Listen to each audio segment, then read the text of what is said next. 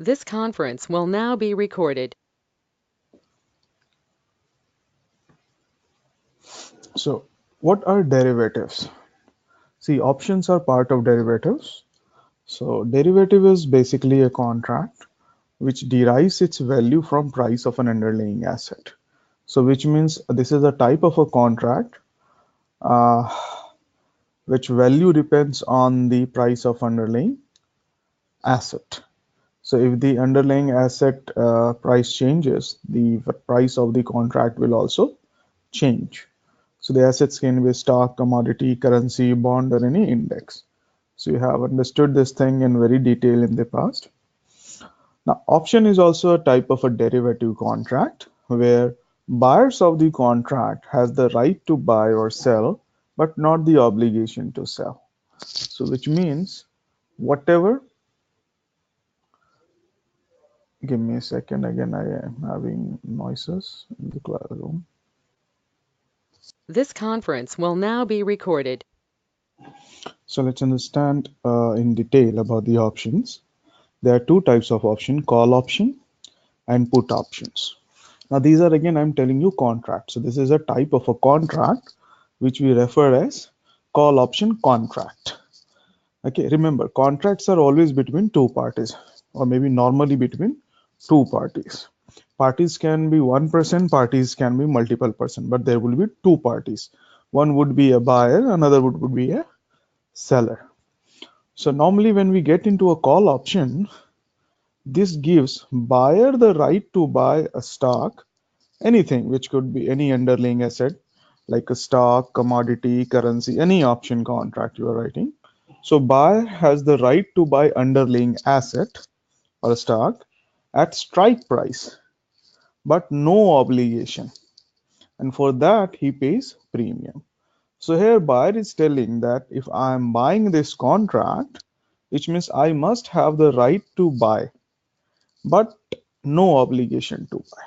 So which means, let's say we are getting into a contract, you say that I want to sell a house, I say I want to buy a house, and we set a deal for 1 crore, and then I say that I don't want an obligation to buy after some time.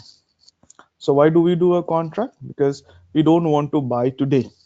We want a delivery after some time. But we get into a contract to fix the prices. So most of the time contracts are done to fix the prices so that we can safeguard ourselves from future price volatility and also ensure the supply of underlying asset. So what happens here is the buyer wants to buy the property, but he says, no, I don't want any obligation to buy. And if I don't buy, then you should not pressurize me, or you should drag me into the court of law, because I want to have the right to buy but no obligation to buy at the dealing price. So that is called strike price. And for that, I can pay you premium. So we'll understand this thing in detail. And the seller says, okay, fine. I will have the obligation to sell you at the strike price. And for that, I will charge you some premium. So if you don't buy the underlying asset, I'll keep the premium. So this is kind of an agreement, they go in together. Whereas the put option is also a type of a contract where the buyer of the put contract has the right to sell a stock but no obligation to sell. So buyer of the put has the right to sell a stock at a strike price. Strike price is again the deal price we agreed in the contract, but not the obligation. And for that he pays premium. Whereas the seller of the put is obliged to buy the property or underlying asset at the strike price, and for that he receives premium. So you'll understand this concept in very detail. Now let's go back. Now what happens when you buy future contract? So let's say this is you, somebody, and this is like Superman. So somebody of you is Superman, and Superman is about to get married. So his father-in-law has asked him to get a house because I can't, you know, marry my daughter with a gully boy. So Superman approaches a dealer of the property, and or maybe the owner of the property, and he says that I want to buy a house, but I want delivery after 1 year. So can I book it by paying some amount in advance, and I'll get the delivery after 1 year, because I'll get married in December, and I just want to insure and book the house so that the father-in-law is convinced. So the seller says, okay, fine, but if you want to buy after 1 year, then you have to pay little more. Now, why is it so? Now, this is what example we are giving of a future contracts and what happens in a normal future contract. So the type of the contract is future contract. So here the buyer says that I want to buy after 1 year, and can I book it by paying like $100,000 as advance? That's $1 lakh as advance.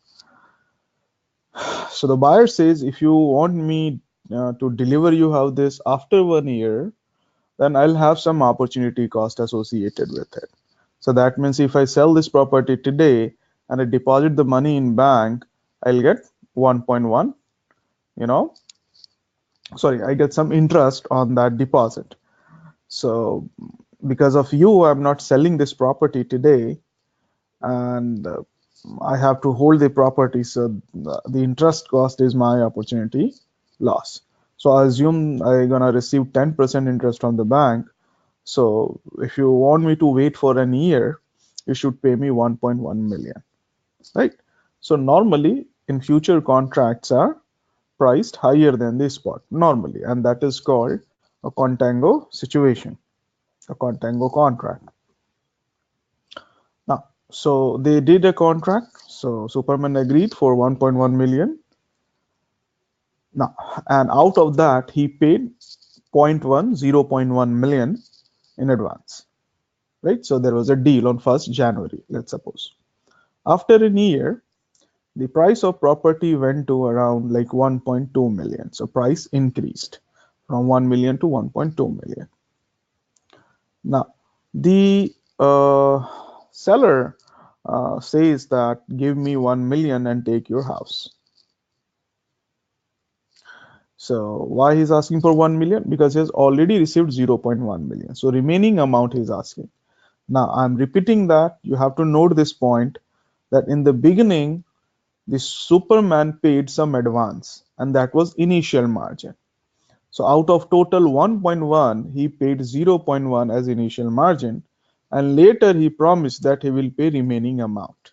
So that's why the seller of the properties is asking 1 million, right? Now, Superman thinks if I collect this property or take the delivery of the property and sell it into the market, the current market price is 1.2 million. So my total profit will be around $100,000 or 0.1 million. So he will definitely crack this deal. He will take the house because into profit. All right. Now, condition two. I'm so sorry. Condition two. Let's suppose the actual spot price on 31st December is $900,000. Right? It is $900,000. Then what? Superman is like facing losses of $2,000, and then the buyer says, "Give me 1 million and take your house." Or what the Superman gonna do? Because he's into a future contract, he cannot deny to just cannot deny from his contract, and he has to oblige the contract.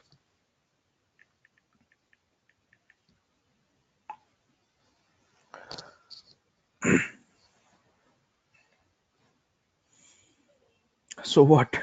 He says, I don't want to buy, I'll face losses. So the seller says, we have a contract you cannot deny. You have to take it at any cost. So this is what happens in future contract. You cannot deny because you agreed in the beginning, and for you only this guy is keeping the house. He's not selling it to somebody else. So he has to buy. If he doesn't wants to buy, then in that case the Superman has to, at least bear the losses, because he has to, uh, refund the losses to the seller. Now, so he has to go for the deal. He cannot deny, or he has to pay the losses. You know. Now, in this situation, if we see the payoff chart, this is a payoff chart, and we have unlimited profit and unlimited losses if we are buying a future contract or selling a future contract. So this is a payoff chart. This is price line.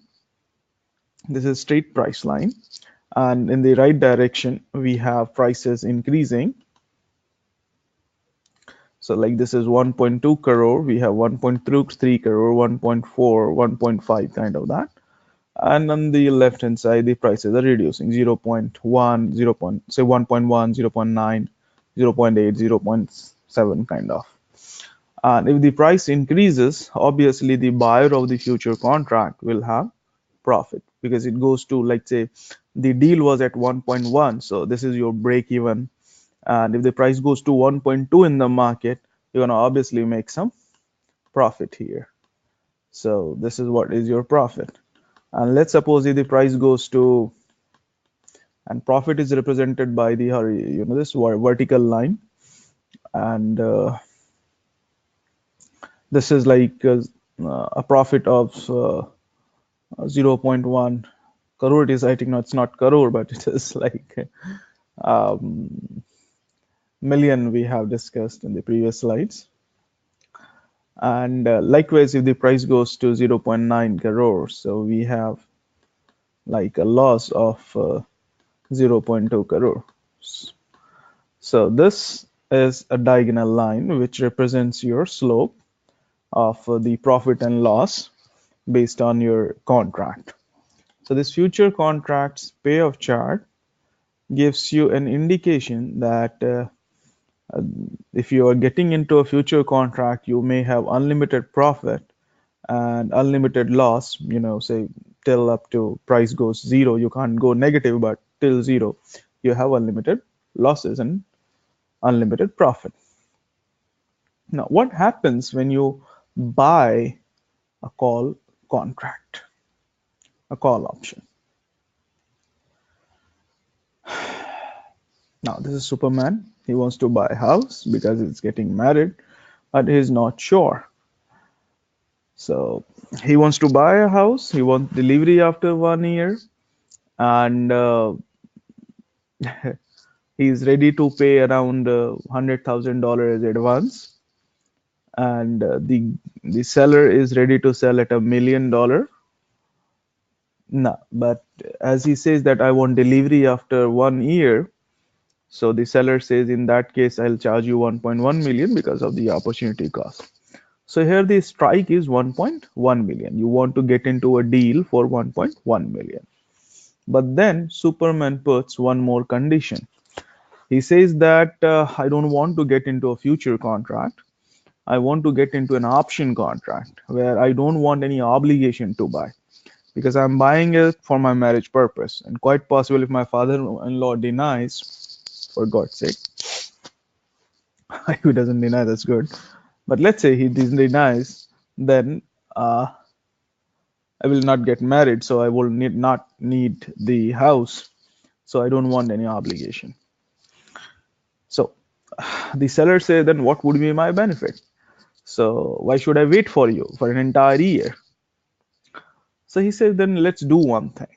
Instead of initial margin, pay me this 100,000 as premium amount, which will be non-refundable in case you won't come after 1 year to buy the house. That is good. So if the Superman does not appear to purchase the house, the seller keeps the premium amount. And if he comes, the seller has to sell. Now, so they did. this contract. In this contract, the total cost for Superman is the strike price plus the premium. So like future contract, the initial payment he's making is not considered as an initial advance or initial margin, but that amount Superman is giving it to the seller is considered as a premium. So that is above the strike price. So if he does not appears on the date of delivery, the seller keeps the premium. But if he comes, the seller has to deliver the house. So seller has the obligation because he took premium, and the buyer has no obligation to buy because he gives premium. So what happens? After 1 year, let's suppose property price goes to 1.2 million. Now the Superman has no profit, no loss because total cost was 1.1 plus zero point 0.1 as a premium. So total cost was 1.2. So he can execute the contract. Obviously, his father-in-law is still ready to. Okay. So he says, the seller says, give me 1.1 million and take your house. Superman says, okay, fine, I have no issues because I don't have any losses, I can take the house. But let's say condition 2. After 1 year, the price goes to it goes to 1 million. Now in this situation, the seller says, take your home, give me 1 million. The Superman says, my total cost will be 1.2 million if I buy. So my losses will be 0.2 million. Obviously, because property price is 1 million, its total cost is 1.2. So his losses will be 0.2 million. And if I don't buy, my losses will be limited to the premium amount I paid. And that would be only 0.1 million. So let's not exercise the deal. Okay, so let's not exercise. Okay, just leave the contract. Okay. So we let it, expire without doing anything. So in that situation, Superman will have a loss of 0.1 million only, and the seller will have a maximum profit of 0.1 million. Now here, the seller has a limited profit, and that is limited to the premium amount he receives. But the Superman has unlimited profit. Just assume if the property price goes to 2 million, Superman will obviously come and take the property at 1.2. So his profit would be around, 0.8. But seller will have a loss of 0.8. So Superman's profit, seller's loss. Now, on the other side, if the property price goes, let's say, to 500,000, the Superman will never come to take the property. And here seller will have a profit of 0.1 million. Now somebody asked me how seller is having profit. His underlying asset or the property rate went down. So he's having 500,000 loss. He's not having or say you can say 500,000 loss in property value, and he received 0.1, so total loss of 0.4. So this is the situation. But then it's not like that in contracts. We are assuming here that the seller and buyer, none of them holds the property. They don't have it. They don't own it actually. So this guy is actually a dealer. So he will buy property and then deliver, right? So he's not having the property with him. The seller is not having property with him. So you're gonna buy and deliver. In that case, if you think the Superman paid 0.1 million as a premium and Superman never comes, so the dealer keeps the money, and he never have to he never has to deliver the house. So he's keeping it, the entire advance money with him. So Superman is like at loss when the price goes down, and the seller is having profit if the price goes down. If the price goes up, Superman is having profit and seller is having losses. So we can say in simple words, the buyer of the option contract has unlimited profit if price goes up, and he has limited loss if price goes down. And the seller of the contract has unlimited loss if the price goes up, And if the price goes down, the seller of the contract has limited profit. So here the payoff for the call option buy will be like limited loss. How much? Up to the amount of premium. So your break even was like 1.2 and the price increases from 1.2, you have profit. But if the price goes below from 1.2 to 1.1, you will have, this is the strike price, right? So you will have losses. So below anything, the break even point, you will have losses. And below strike price, your losses will be fixed. So you will not have more losses than the premium amount you paid. So in this case, I'm so sorry, this is wrongly written. In this case, your losses is limited to the maximum amount of premium you paid, that was 0.1 million. Like, so that's why this payoff, slope is limited here. Now, if you look at the payoff chart of a writer, then in this situation, you will see if the price reduces, his profit is limited because the buyer will not come to exercise the contract. And if the price increases, he will have unlimited loss. Okay, so this is the situation with a call seller, right? So in nutshell, we can have this matrix here. The call option buyer has the right to buy, but no obligation to buy, and for that he pays premium. And he has limited loss, unlimited profit. Limited loss when the price goes down, unlimited profits when the price goes up. So basically, call option buyer is into a long position, right? Is into a long position.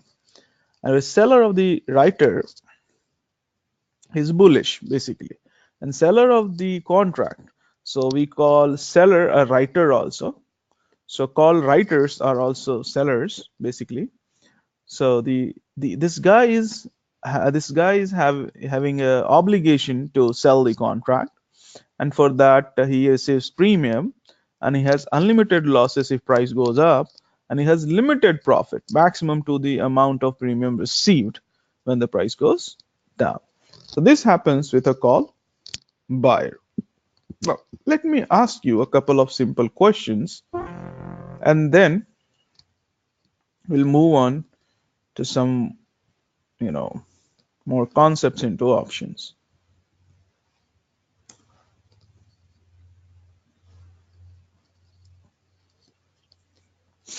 Simple questions, just to check the understanding yours.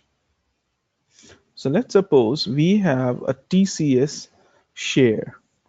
Okay, so we call it the spot price, which is trading at 1000 rupees per share. So we call it spot price also. The price of current market is called spot price. That is 1000.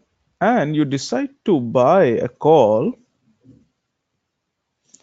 at a strike price. So I am writing this X for strike price is, let's say, also, let's say 1000.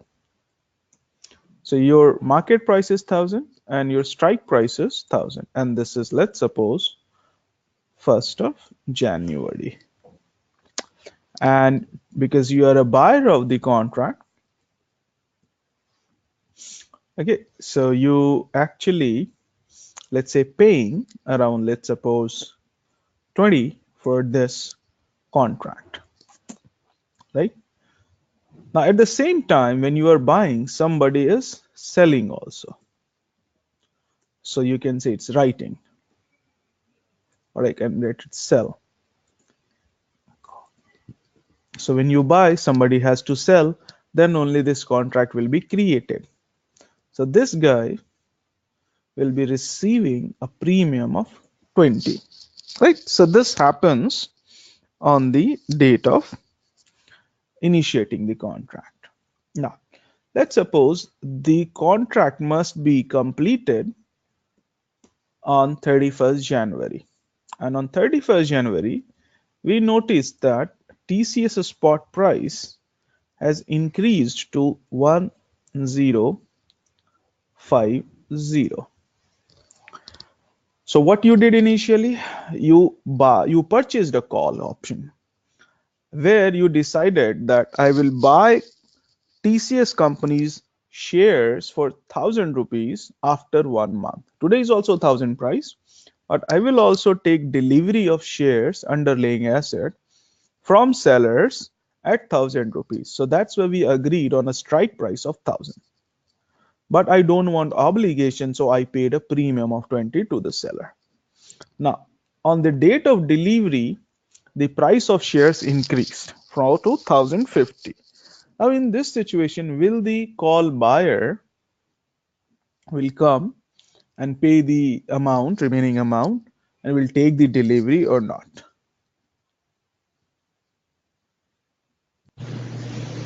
Yes, he'll take the delivery. He'll get $30 profit because he's also paying a premium. So if we deduct Correct, that premium amount, he'll get the $30 as the profit.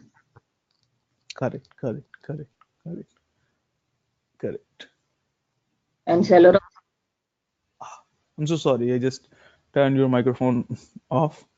I thought you're done. Yeah, we can talk. Yes, please tell me. no, I was talking from the seller's point of view also that Yes. he'll get a Hmm. loss of $30. Correct. Very correct. Yes.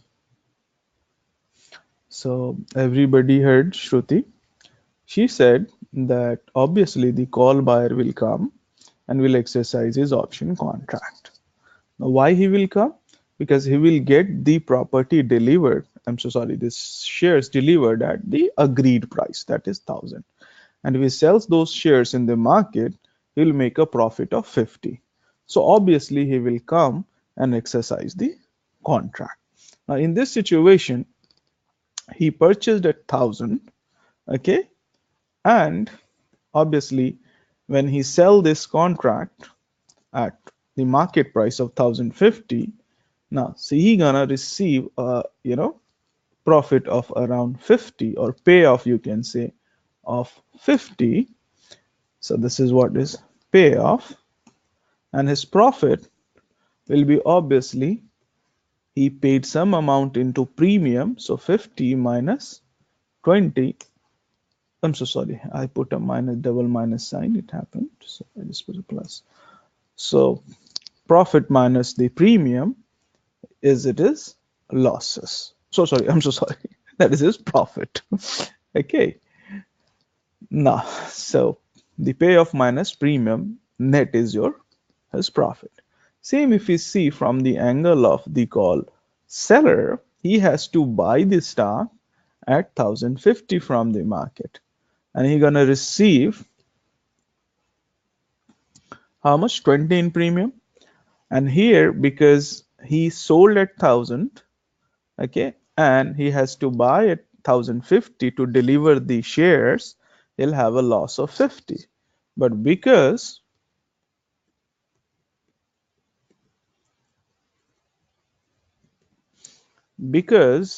he already received 20 into premium, so in this situation he will have a net loss of 30. So one's profit is another party's loss here. Okay, now let's suppose condition 2, on 31st December, let's suppose TCS price falls and it falls to 900. Now in this situation, will the buyer come and exercise his option contract?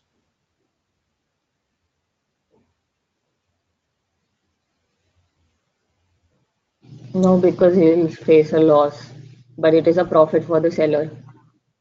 Right. So Shruti says that he will not come to buy the property or the shares because he can get the shares in the market at 900.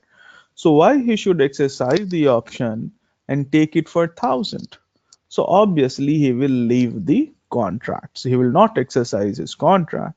Now in this situation, the loss for the buyer of the call option will be limited to the premium amount he paid, right? And the same premium which was received by the seller, that will be the profit of seller, and that was limited to the profit amount, the premium amount only, right? So this happens in normally call contract.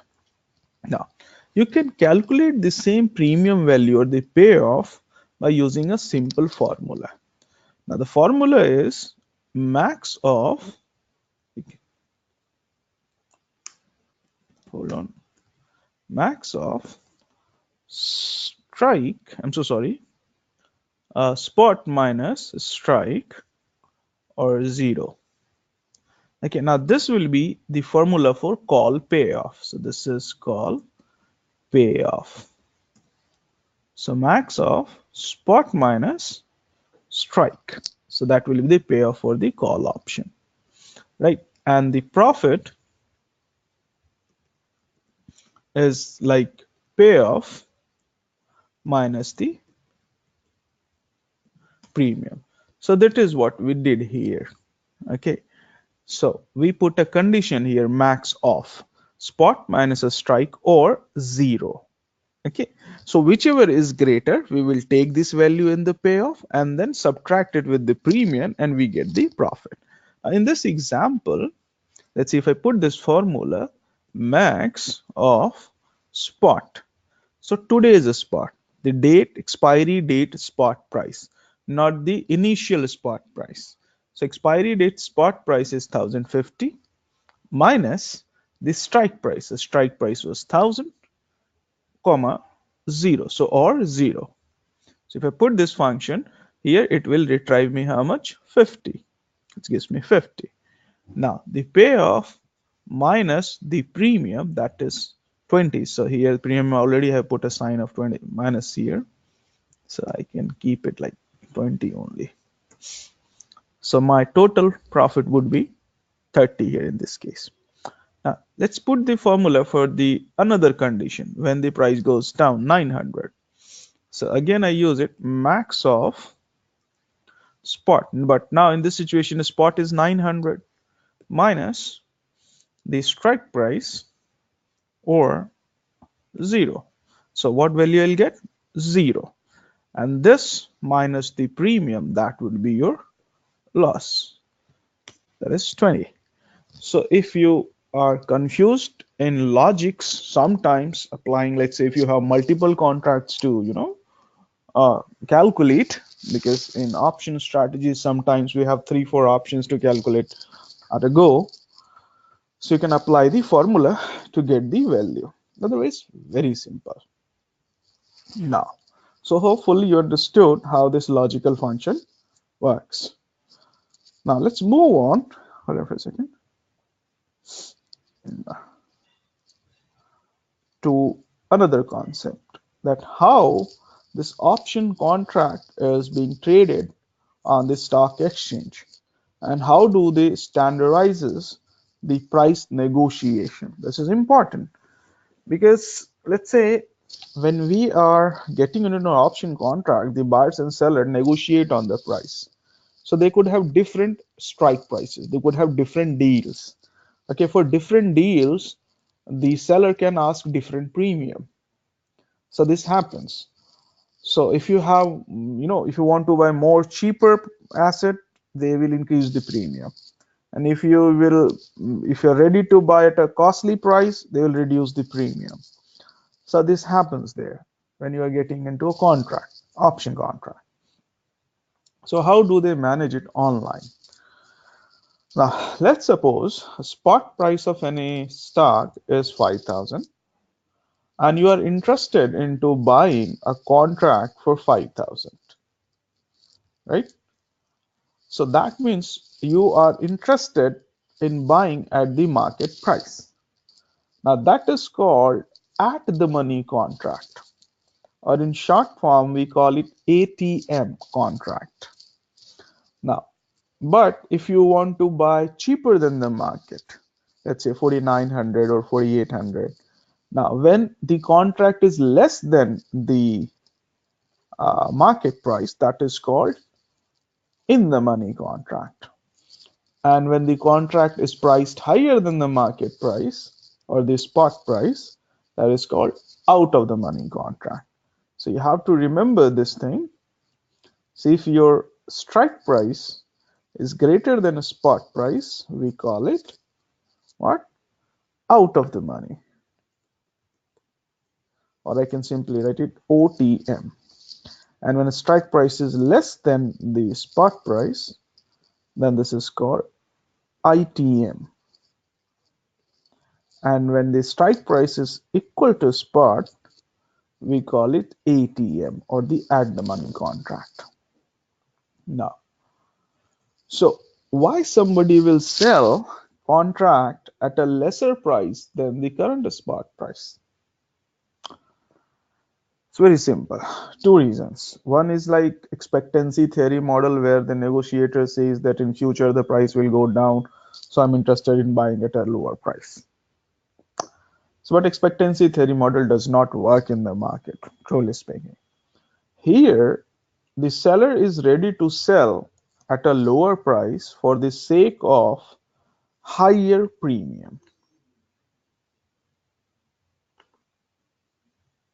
And this is example of option chain. I'll give you a live example. Now, if you look at these two figures here, we have for 5100 contract, we have a premium of 40 only. Whereas for a contract of 4900, we have a premium of 130 only. So if you are buying cheaper than the market price is 5,000. If you're buying cheaper than the market, you have to pay more premium.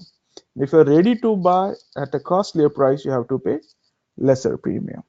Now, why you have to pay higher premium? Because seller is not an idiot. Why would he sell an asset which is priced 5,000?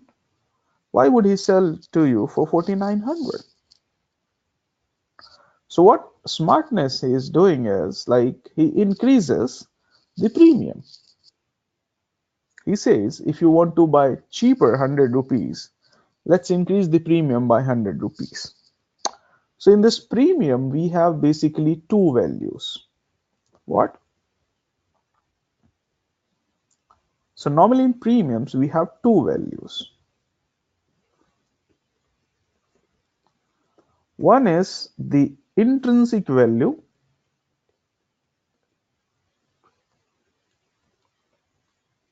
and another one is time value of money, or basically the time value. Right. So intrinsic value and time value. So I can simply write TV instead of time value of money. So TV doesn't sound good. It's a disease. TVM. Right. So time value of money. So what is an intrinsic value? So INT, I'm keeping it right like short. So intrinsic value is basically the difference between a spot and strike. So intrinsic value is basically difference between spot and strike. So in previous example, the spot price was 5,000 and the strike price was 4,900 and the premium was 130. Now in this situation, the intrinsic value, no, TVM is time value, not the terminal value or the interest cost. The interest, we call it time value of money also. The same thing, time value. So here intrinsic value is basically spot minus a strike. So spot is how much? 5,000 and a strike is how much? 4,900. So 100 rupees is here intrinsic value, the difference between spot and strike. So in this example, if you talk about 49,800, here we have 200 rupees as intrinsic value. Here at 4,700, here we have 300 rupees as intrinsic value. And remaining portion is time value. So time value is what? The intrinsic value, the premium minus the intrinsic value. So 30 rupees is time value. So out of this total premium, 100 rupees is intrinsic value and 30 rupees is time value. Now, why they are charging time value? Because you are asking the person to wait more. Now, this time value already has volatility included. So the implied volatility is part of time value. Higher the implied volatility, higher the time value will be there. But the intrinsic value will be constant. It will be always the difference between a spot and strike. And time value will depend on the implied volatility. See, normally whenever you ask for returns, what is return basically? Return is time value, nothing else. If I'm putting some money into business, I want return. So what return? Risk-free return and risk premium. Now, what is this risk premium? That is standard deviation normally for the price, for the sake of business. So if you learn this, study the CAPM model for expected rate of return, you realize that in the CAPM, the risk premium we are charging, that is beta into the market risk. What is that? That is simply you are asking for the risk premium. Simple. Here in option, the risk premium we are using, that is implied volatility. Now, implied volatility is not standard deviation, the historical volatility. Implied volatility is basically standard deviation plus the expected volatility in the market in future, whatever we're gonna receive. So we'll discuss about implied volatility in option Greeks in VAR model. Also, I'll cover some portion here also. So here, I'm so sorry.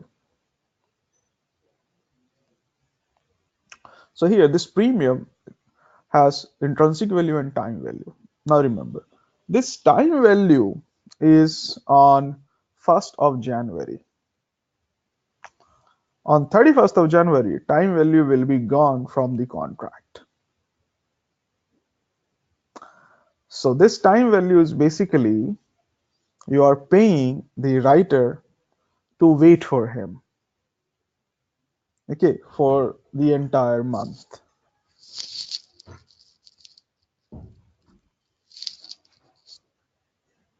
Right? And this will obviously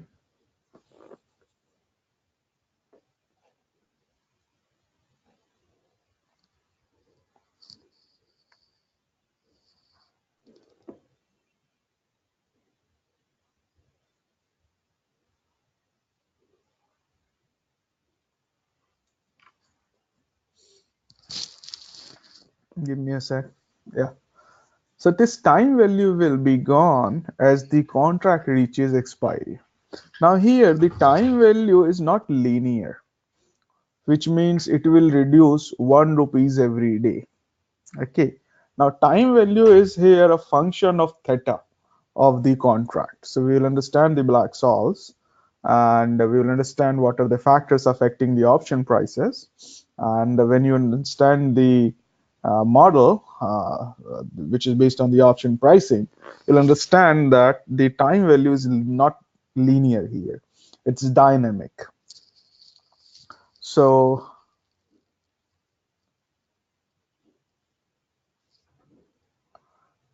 this will, go one by one. I'm so sorry, this will not go one by one. Give me a second. Give me a second.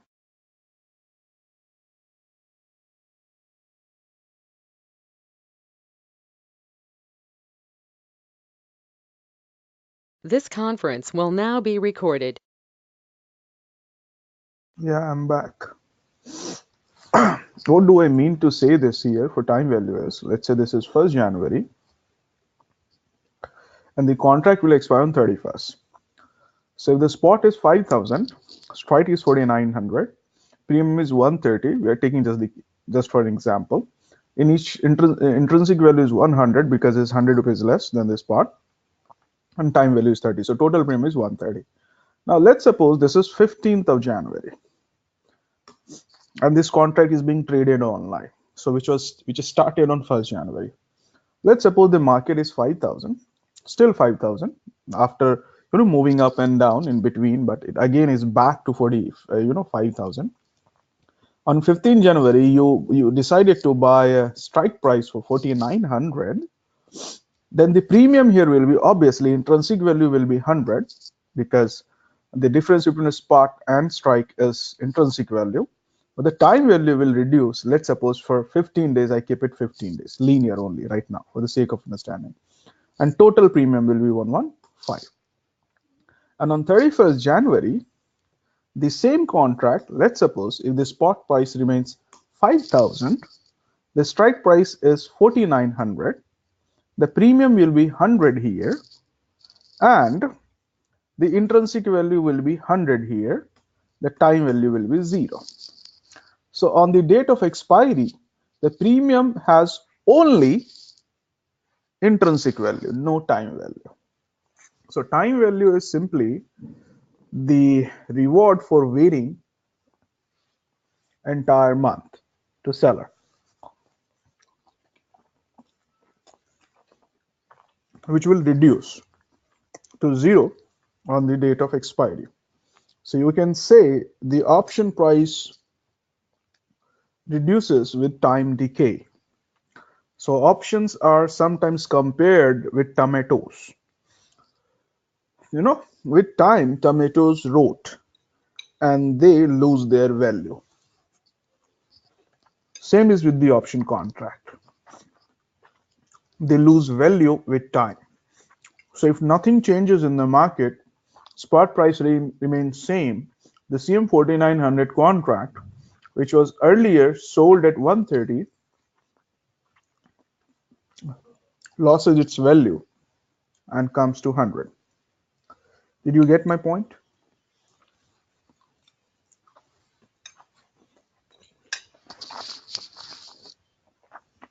Now, for an out of the money contract,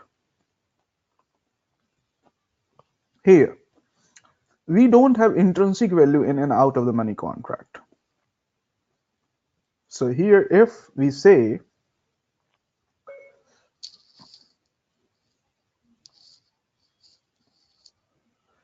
that spot price is obviously 5,000 and the strike price I decided to take 50, let's say 200, and the premium I'm asking here is, let's suppose 30. Randomly I'm keeping it 30. The value is not created on Black-Scholes. I'm just randomly keeping it 30. So premium is 30 here. So what will be the intrinsic value?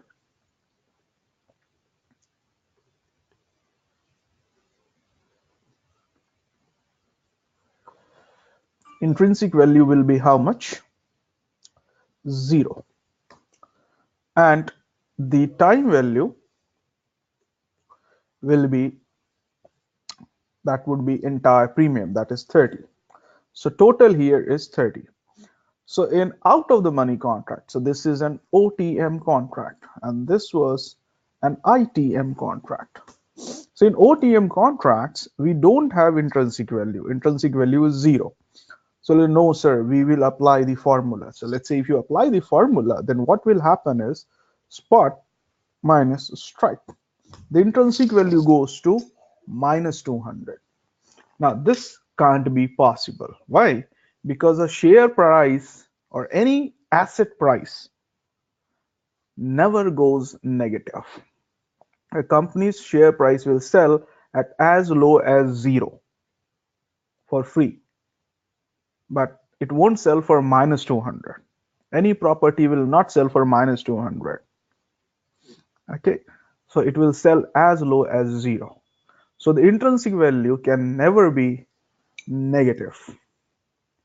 So here the intrinsic value is 0. So the entire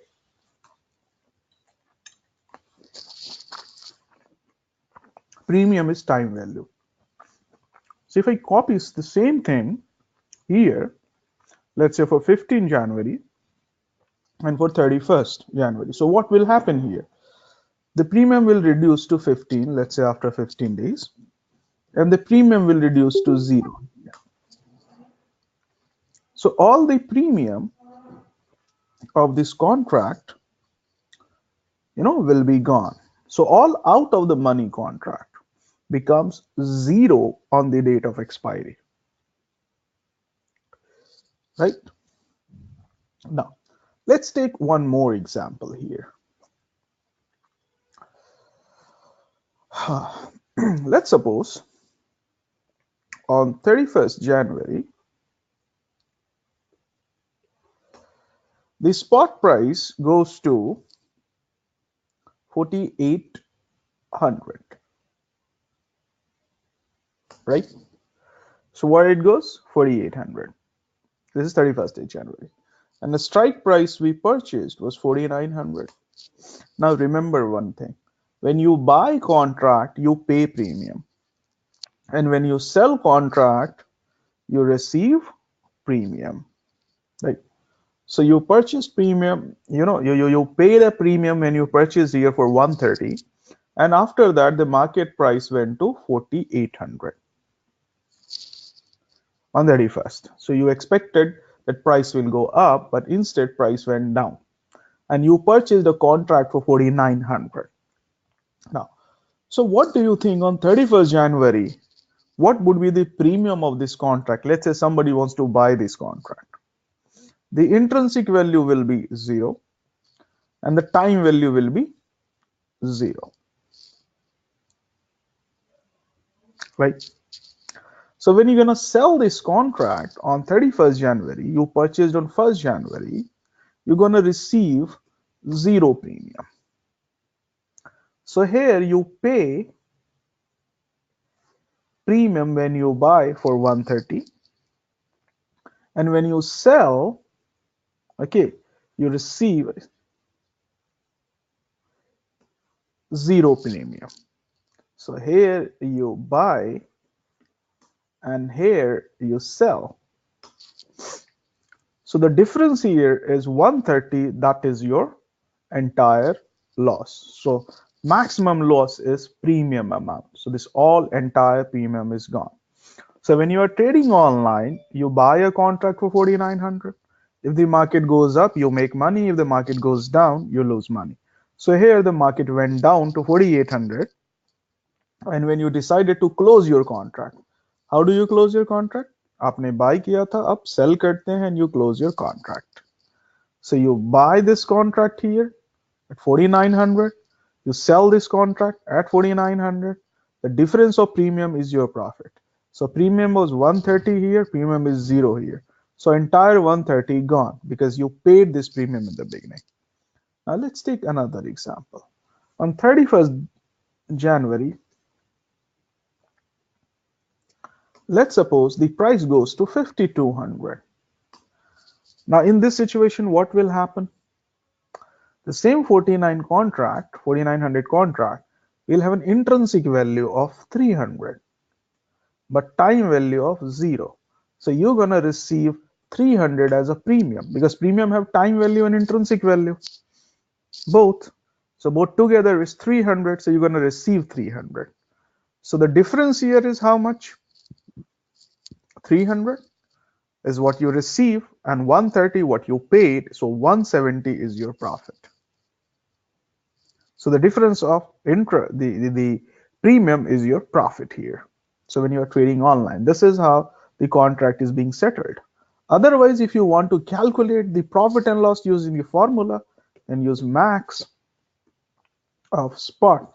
Spot is 5,200 minus the strike price or 0. So this leaves you 300. And profit is payoff minus the premium you paid, 130. So 170 is profit. Right? So that's how you settle the contract. Now, let's take the same example here. Come back. So on 1st January, we purchased the share for 1,000. No, not shares purchased. We purchased the contract for 1,000 strike price, and somebody sold at 1,000 strike price. So you paid a premium of 20 and he receives the premium of 20. So I put a minus sign here. You paid here and he receives 20. On 31st December, the spot price goes to 1050, right? Now, let's delete this and ask you a simple question. Okay, what if you have to sell this contract?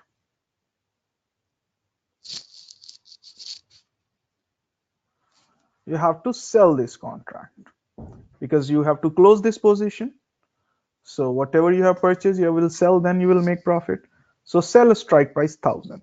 So when I'm going to selling this strike price 1000, what should be the premium I'm going to receive on 31st? Because this is expiry. The contract, you cannot keep it more than this month. This is a 1 month contract where you promised on 1st January that I'll take delivery on 31st December. So you cannot keep it more than that.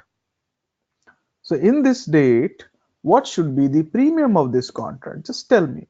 The premium has time value and intrinsic value.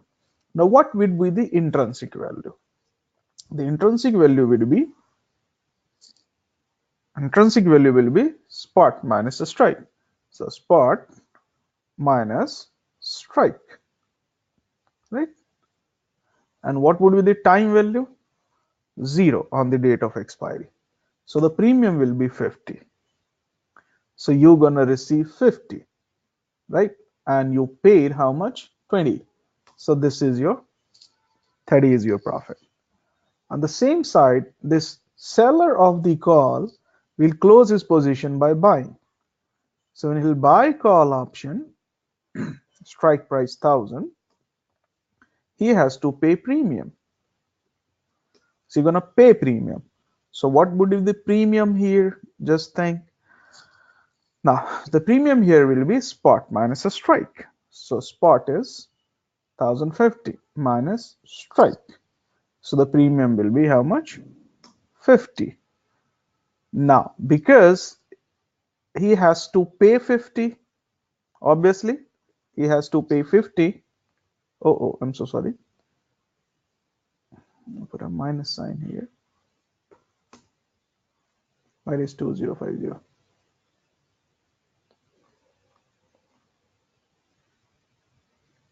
Leave it. So he's gonna have, because he's buying, so he has to pay the premium. Let's put a minus sign here. I'm putting minus here because he has to pay this much premium. So he has already received 20 and he has to pay 50. So net 30 is his losses. So when you buy a call, you pay premium, and when you sell a call, you receive the premium. So the difference is your profit. Same here, when you sell a call, you receive premium, and when you buy a call, you pay premium, and the difference is your profit and loss. So that's how the contracts are being settled online when you are trading in the market. Now let's take example.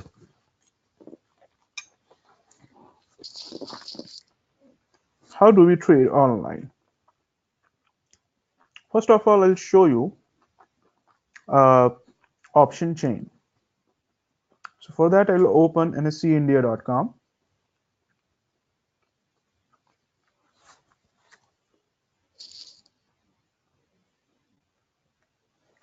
And let's go to live market, and we have option chain here, equity derivative. Click here.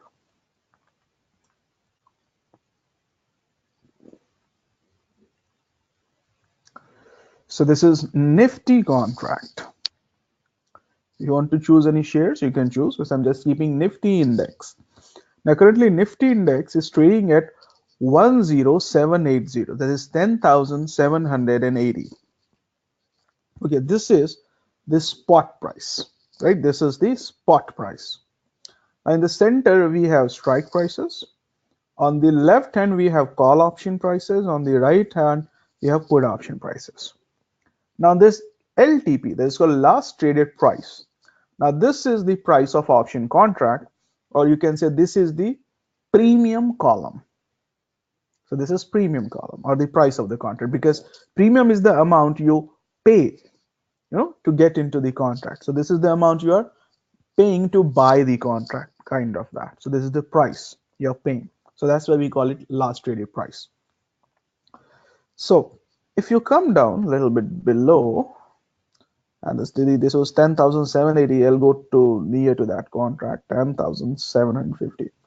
If you come here, you carefully see here, this is 10,750, and the LTP is 99, right? And this is 10,800. This LTP is 72. So if I am buying 10,800 contract, I have to pay 72. If I'm buying 10,750, I have to pay 99. And as higher you go, let's say I go to 11,000, I have to pay 14 only. If I go to 11,150, I have to pay only 3 rupees to buy one contract, right? So this happens here. As you go out of the money, the premium reduces. And as you go in the money, your premium increases. But most of the premium has, intrinsic value, more intrinsic value, not the time value. And it has increased Hello. intrinsic value. Yeah, so sorry to disturb. So the LTP here is the premium, right? Yes. Okay, okay, thank you. So LTP is here premium. Okay, so we call it price also of the contract, because the premium is the amount you're paying to get into the contract. So it is referred as price also of the contract. Now just let's do some calculation. So here we have 1,750. Let's get into this thing. So we have a spot which is 10,780, right? And let's check out the strike price, 10,750. And the premium here is 99.1. I keep it 99 round figure. Right. So what is my intrinsic value?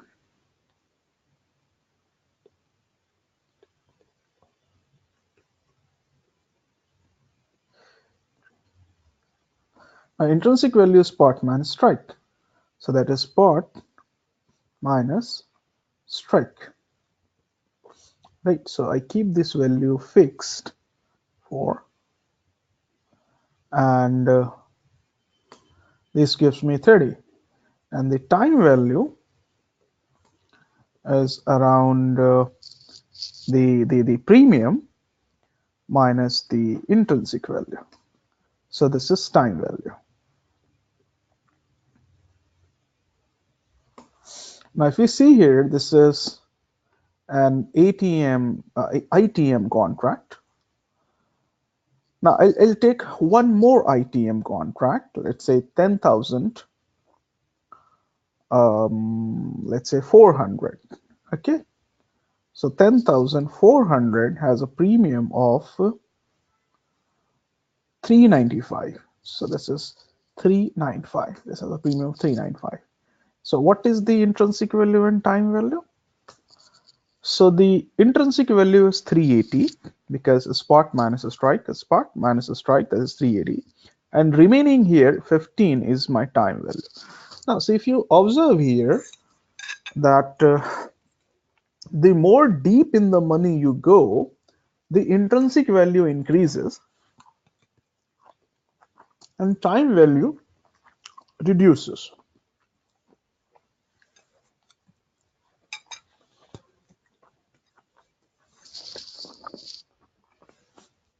Now, why this happens? Because logically, if you think this black, Black-Scholes formula, the Fisher and Black and Martin-Scholes, very smart guy. This is that if I'm paying more premium in advance to you, then why should I bear more interest? Because we are saving on time value. The opportunity cost is saved because I'm paying a lot of premium in the beginning. So that is the idea here. Now, if we take one more strike price, like 10,200. Now, let's say go to 10,200. The premium is 592. 592. We copy the formula here and look at here. The time value is still reducing. And let's go to some far, far deeper in the money. Let's say 9,500. So 9,500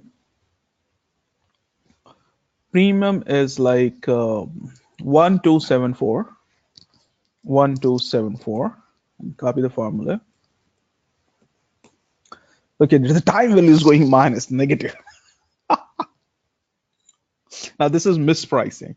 Normally time value will be 0. It won't go negative. This creates an arbitrage opportunity. We'll discuss.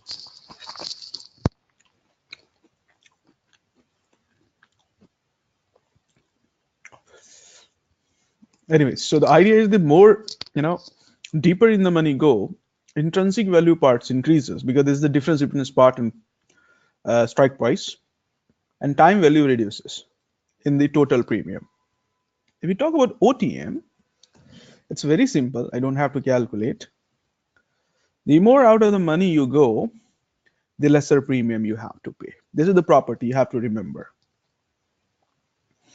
Okay, so this is the property you have to remember. Now, similarly, so if you want to purchase, you have to pay this thing. And when the price increases, the premium will increase. So basically, the intrinsic value will increase and time value will reduce.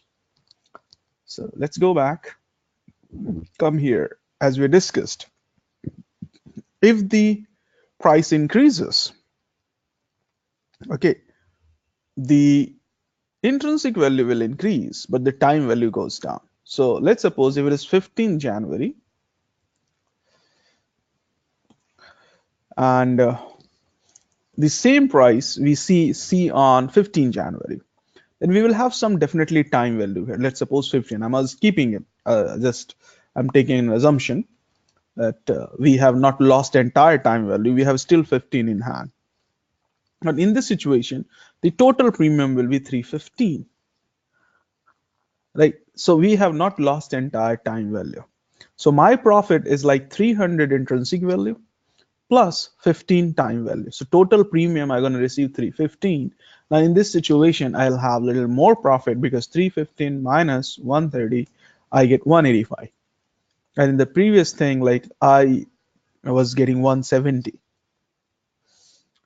So the early price rises, the better it is for you. You don't lose on time value. Now, assume for a guy who is buying at 1100, okay, will have to, he has to pay 14 only. And if the market closes below 1100, he will have a loss of 14 only. But somebody who's buying at 10,750 and market closes below 10,750, he will have an entire loss of 99. So let's calculate. I give you a situation. Let's suppose Nifty spot is 10,780.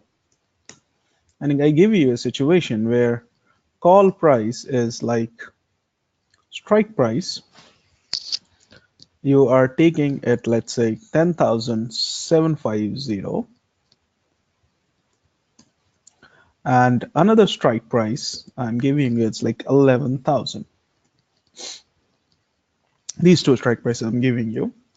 And the premium you paid is, let's say here 100, and here you paid around 15.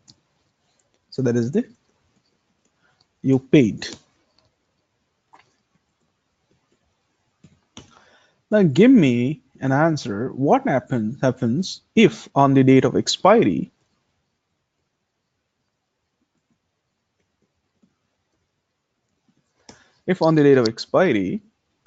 the spot price, I'm telling you conditions, I'm giving you conditions. So on the date of expiry, there's a strike price 10 10750. This is strike price 11000. Now tell me, what happens if on the date of expiry, the spot price, the Nifty,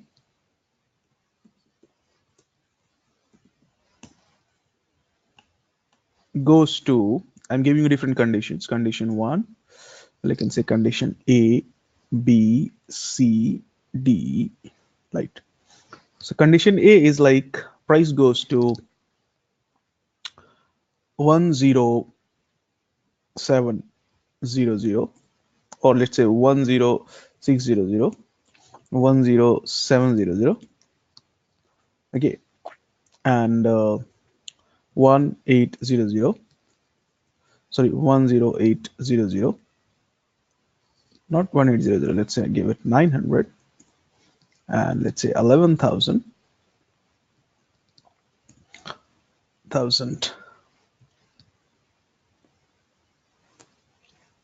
300, right?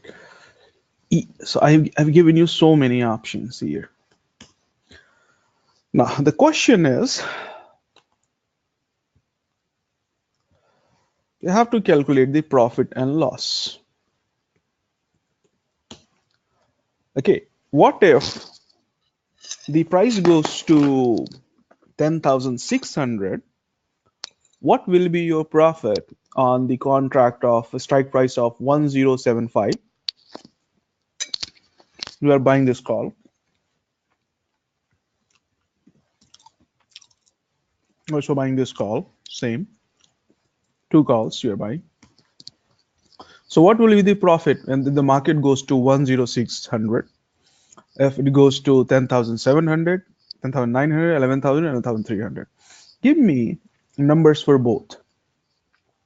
What happens in both the situations, with both the contracts? What would be the profit in case of A, in case of B, in case of C? So first tell me for 10,750. What will your profit loss if the market goes to 10,600? Now give me this number in the chat box.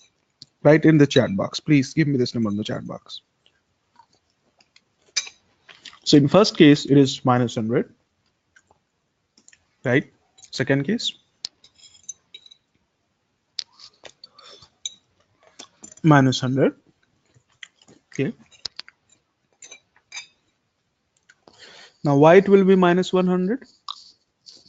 Because two things. If you see logically, the buyer will not come to buy at 750 when he's getting the product at 600.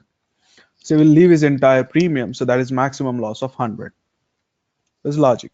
If you put calculations, you put a formula of max of spot minus to strike, and the spot is like 1,600 and strike is 1,750. So the payoff will be 0. And payoff minus premium is 100, that is loss. So that is second way. The third way, if you calculate that exchange thing, then think about the premium. It's an out of the money contract. 750 is an out of the money contract. If this spot is 10,600, this is costlier than this spot. So there will be no intrinsic value and there will be no time value on the date of expiry. So the total premium will be 0. So when you sell, you receive 0 premium, and you purchased, you paid 100, so minus 100 is your loss. Now in third case, we have 100. Is it so? Because the price has gone up. So in third case, we will have a profit of 50. Now why profit? Because you sold at, sorry, you purchased at 1,750 and the market price is 1,090. The difference is 150, right? So that is your intrinsic value. So that you're going to receive, that is your payoff or profit. And payoff minus premium 100, okay, is your net profit here. And in third case, this is 750, that is 250 you get, minus 100, so that means 150, right? And here in this case 300, it's like 250 and 300, 1100, you know, this thing, if you get the difference here, it goes to 550 minus 100, so around 450. right? Hopefully I have calculated correctly.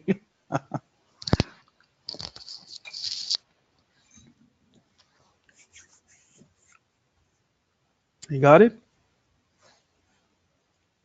Any doubt in this calculation? So you purchased at, let's say if this thing is like you purchased at 10,750, you're selling at 11,300. So simple calculation is like 70,10750. You purchased 11,300. You sold. So the difference here is the profit, or you can say the payoff, and minus the premium. So net 450 is your profit. So you can calculate in many ways. You purchased at this price, you sold at this price, 550 is your payoff, minus the premium, your net profit is 450. And logically, if you think about this one, so you purchased at 10750, you're selling at 11600. So in this situation, you should have a loss of payoff of 150. But I don't want to incur this loss. Why? Because this loss plus this loss together 250 loss. This is my premium I paid. So I will not exercise this option contract because this is less than the market price. I'm so sorry, market price is less than the contract. I can get it for cheaper in the market. So why should I exercise this at 10,750? If I get the same product at 10,600, I'll buy it from somebody else. So my maximum loss is 100. But if I take it at 10,750, I sell this market for 10,600, I'll get 150, another loss. So total loss will be 250. So better keep a loss of 100. Right? Now, what happens to this? It's still below 1100. So it is below 1100, you will not exercise the contract, your loss is 15. This is minus 15. This is also minus 15. Now, why minus 15? Because you will not exercise the contract. Why would you buy something which is selling at 10,600? Why will you buy at 11,000 as per the contract? You will not buy. So you leave the premium. You don't exercise. You expected that the market price will go up, but market price goes down to 10,600. So you lose 15. You lose 15 here. In this situation also, you lose 15. But when the market goes to 11,000, then also you lose 15. However, when the market goes to 11,300, you're going to make some amount here. So how much you're going to make? You're going to make 300 minus 15. So that goes to 285. So this is you're going to make. Right. Now check about the ROI. So here the ROI will be how much? In case of 11,300. Okay. So at 11,300, the ROI would be around, you invested how much? You made 450 and you invested 100. So the ROI is around 450%. But if you take this thing in consideration, you made a profit of 285 and you invested only 15. So your ROI is 1900%. Amazing. So you're losing more less, gaining more. You're losing high, gaining less. Any confusion here?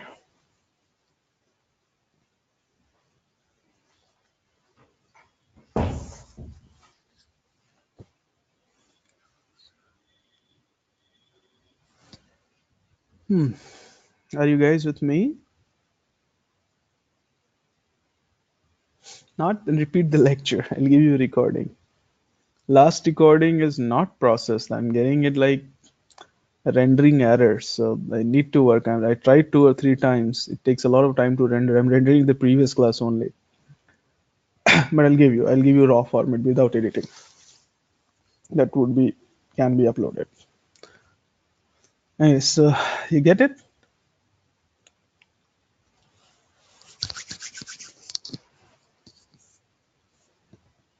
Vineet, अब साथ चल रहे हो? It's going Yes, bouncer. yes. Chalo, great. Yeah, I'm keep. Yeah. That's great. That's great. Nice to hear from you. That's great. So all the contracts which are out of the money will have zero value at the time of expiry. So whenever we buy a contract, we believe that the market will close above my purchase price. So if the market close is above my purchase price, let's say in these situations, any of this situation, I make profit. Okay, for a 10,750 contract. But in this situation, I only make profit when it is above 11,000. So I am only concerned about my strike price. If the spot price is above strike price, I make profit. And if the spot price is below strike price, I lose money. So a guy who purchased at 10,750 strike price, he gonna still make profit at 10,900. But a guy who purchased at 11,000 strike price, he will not make profit until and unless the price goes above the strike price of 11,000. So you will choose out of the money contract only when you think the market is too much bullish. Right? The benefit of buying out of the money contract is lower investment, or you can say high returns. But on the other side, flip side, you have to be very much sure the market is very bullish. Then I'm gonna buy an out of the money contract, but it will cost you definitely less. So how do we actually trade online these option contracts? I'll show you. So I have a trading account with my broker. This is Zerodha. Normally don't recommend these guys now. They are cheaper, but they are cheats also.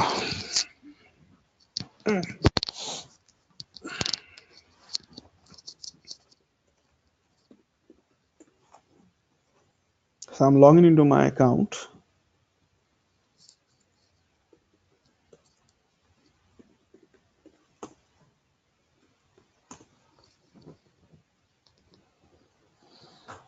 So how do I trade? So anything, any option you want to trade.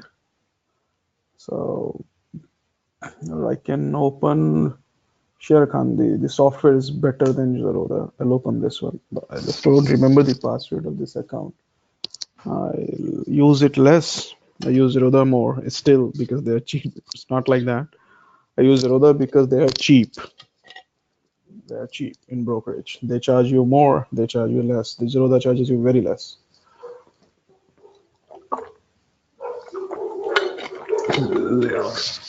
Different brokers have different commissions, so you should check with a couple of brokers before you open a trading account. These are called discount brokers. There's a traditional broker. Old one with the software is a good, really good. I love this software.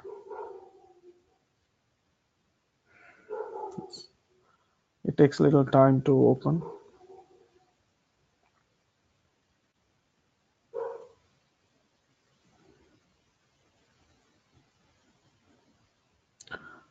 In the meantime, I can, let's say, show you how we buy here.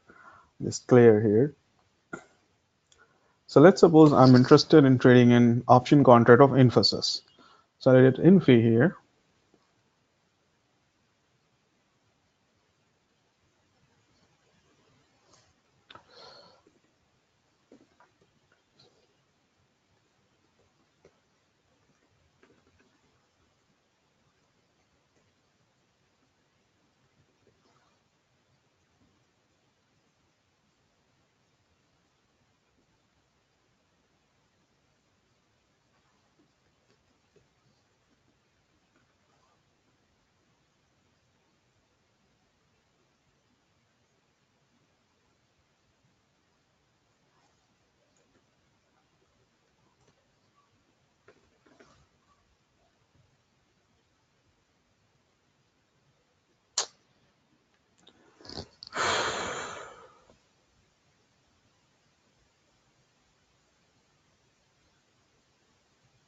Leave Sherkan. Let's come here at Zerodha.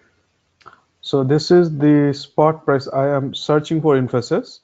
So this is Infosys stock price here. It's not giving me Infosys spot price. The problem with Zerodha security. They're not giving me numbers here. The servers are down.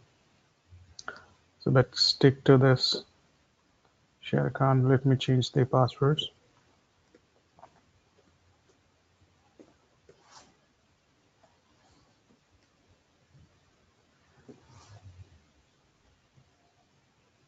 This conference will now be recorded.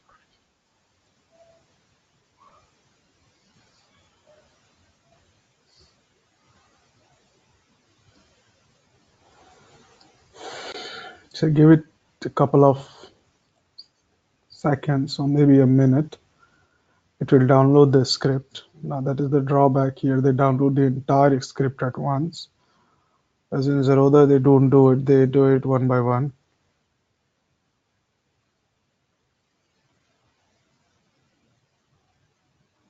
They're asking me to download a new setup.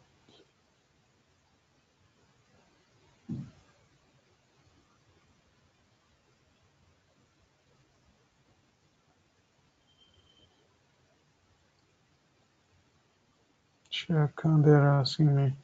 Now we have numbers here. Okay, great, cool. So we have Infosys. Current price is 730.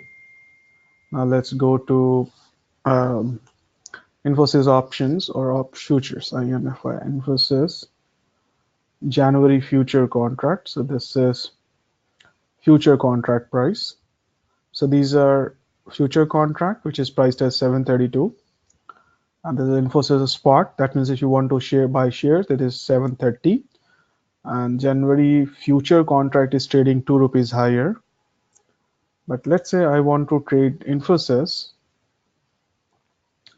January 730 call option. So C stands for call European. There are two types of option, European and American. We'll understand the difference later on. Now the premium here is 9.05. You can see here. Now if you want to open the same thing here on the chart, option chart, you can get it here also, the prices. You just have to write the name of company, INFY. Go.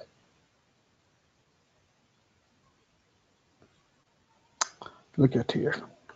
So what is the price for 730? 730 strike price. The premium is 9.05. So how much I need to pay if I decide to buy this thing? So the price is 905. I have to click buy. So when I buy here, this says the quantity is 1200. So that means the minimum lot size is 1200. So buy one lot of this company, I need to pay around 1200 multiplied by 9. Whatever is the 9.15 maybe. So 10,980. So 9.05, I'm sorry. So this much I have to pay to buy one lot of Infosys. Now, so let's write it here. Infi spot is how much? 730. And the strike price I decided to buy 730. I'm not going out of the money. If you want to take out of the money, you can take out of the money also. So let's say write INFY Infi Gen how much? 740 or 750. Now this is priced as 2.80. So if we talk about this is the premium is 9.05 and just delete this, and strike price here is 750. The premium is 2.80. Right. So total amount I have to pay here is around this, or you can say I can write it one more column for lot, that is 1200 This is the contract size or the lot size. So total premium I have to pay is 1200 multiplied by 950. Copy the same formula. Now in this case I have to pay only 3,360, and in this case I have to pay 10,600. Now you have to be very much sure that what your analysis says about the future price of the Infosys. Let's say if you believe that the price may increase at least 1% this month. So we don't have even time in expiry remaining. The expiry is on 31st of January. You can see here the expiry date is on 31st of January. So if you believe that in like 3-4 days the price will hit 750, so that means you believe that the difference here is not too much. This minus this is 20, and 20 is how much percentage of this? Around, if you believe that the price will increase by 2.73% in 2-3 days, then you can go for 750 contract. So it should be more than this, then you will make profit. So let's assume on the date of expiry the Infosys, I'm so sorry, spelling is wrong. Infosys is like spot goes to 75760. Let's assume. In this situation, first case, on the strike price of 730, your profit would be how much? Around this minus this minus the premium, right? So this will be your profit. Now in this case 750, sorry, if you go to 760 and you purchased at 750, your profit would be around this minus premium, right? So this is what is you're gonna make in terms of profit. So this number multiplied by 1200, that is your lot size, will give you net profit, right? And this number multiplied by the lot size gives you 8,600. Right, so you get more profit here and less profit here. But if you look at the ROI, so you invested this much, you made profit of this one. This divided by this. That is around 2.31 times. And here it is like this divided by this. That is 2.57.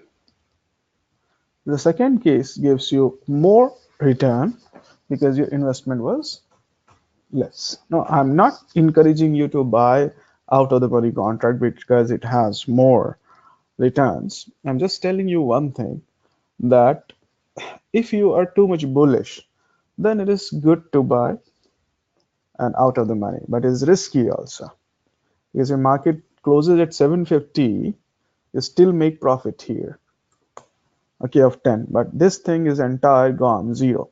So how much will be your loss if the market is at 750? 2.80. So that your entire 3,360 is gone. So your ROI is 100% loss.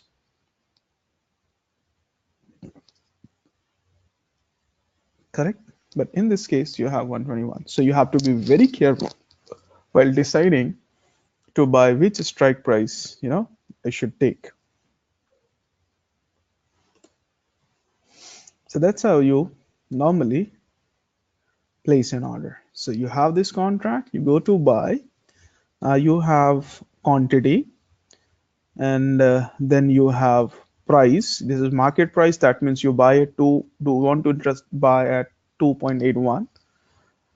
So you select market price. That means you are interested in buying at the current market price, that is 2.81. But if you are interested in putting your price, let's say I want to 2.5. Okay, then I can put my rate. So you select the limit price and then put your rates and place the order. So I place my order. So order is placed. Now let's check out the order. The order is being rejected. Now why? Because it requires more margin. So it says that the margin exceeds required 3,000 and I have only 320 in my account. So financials are like low. Not if you really want to trade in live market, you can, top up my account and trade. So if you're interested, I can give you my login ID and password, but you have to top up my account. Anyway, so I cannot trade because the required margin is less in my account. Another thing is that the market is closed also right now. Market is like from 9:15 to 3:30 every day except Saturday, Sunday. So you simply have to place the order. And when the spot price increases, the premium will increase. And the premium will increase, you will make a lot of profit here. That if premium reduces, you lose, obviously. Now, one small task I'm giving you to do tomorrow or maybe day after tomorrow, you can do that. So what you have to do is open this option chain. So how you open is go to live market, go to equity derivative, okay, and open the option chain. Just notice whatever is the spot price, okay, and take the add the money strike price, okay. So check the near to the add the money strike price. Check near to the I'm so sorry. What happened? What I did wrong. So what you have to do is you have to notice the at the money strike price. So what you have to notice is you will write down the time in your notebook and the strike price, like say in this situation 7:30, and the premium. So that is currently, let's suppose 10:20, and the premium is 9 rupees 5 paisa, and the strike price is 7:30. So you write it down, and also you have to write down the spot price. So spot price is 730.30. So you have these three figures: the spot, strike, and premium. Now after sometimes you come back. So let's say after half an hour you come back and see what is the strike price. So let's suppose this goes to 735. Those I'm so sorry. What is the spot price? So the spot price increases by 5 rupees. 735. Let's suppose. So 5 rupees increases. Now go back to the strike price of 730 and see how much is the change in premium. Does it also increases 5 rupees or it only increases 2 or 3 rupees? Just notice it and notice for through 2 or 3 contracts. So let's do one thing: write for 730, write for 770, and write for 680 their strike prices and the premium, and then see how much price changes. Let's say price changes 10 rupees, then how much 690 premium changes, and how much 730 premium changes, and how much 770 premium changes. Just look at them. So which has more change in premium with respect to the change in underlying assets price. So you should notice it. Okay, then I will discuss the further concept into option pricing. So hopefully you understand how the option works, okay, and what is intrinsic value, time value, okay, and the buddiness concept, ATM out of OTM concept and everything. I'll give you a question. Let's suppose I'm buying, this is called covered call strategy. I'm buying Infosys shares at 730, right? And at the same time I'm selling, so I have two positions. Position A, I'm buying Infosys share. Position B, I'm selling Infosys call strike price 750, And when I'm selling, I receive a premium of 2 point, how much it was? 80.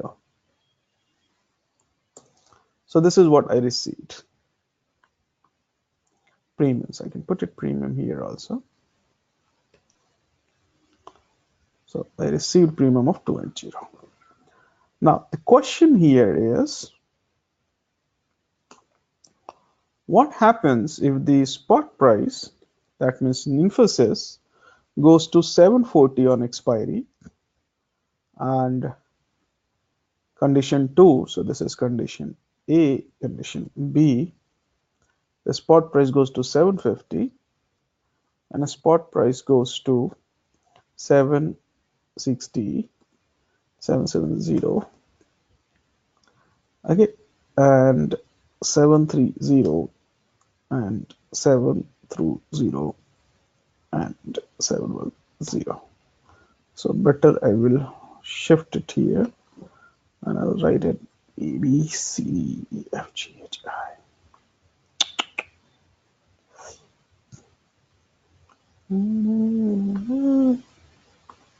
It's not doing it.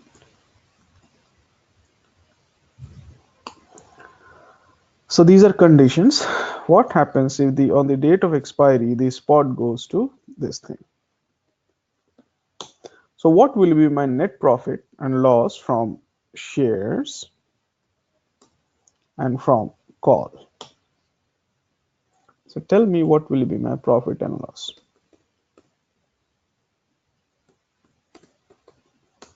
And that is net.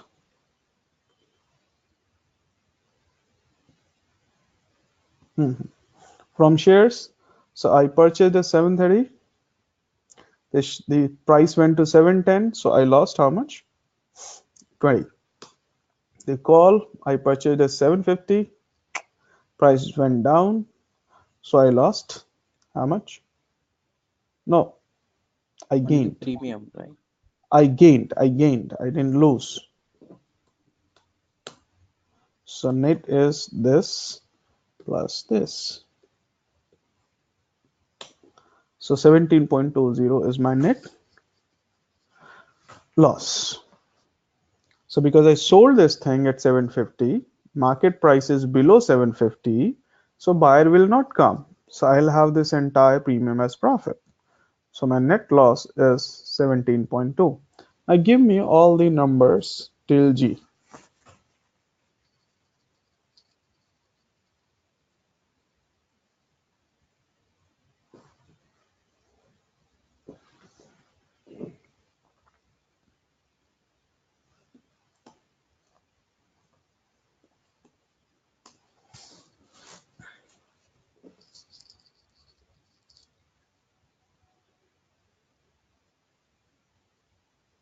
Give me numbers till G. A, B, C, D, E, F, G. What will happen in all the situation when the market goes to 720, 730, 740, 750, 760, 770?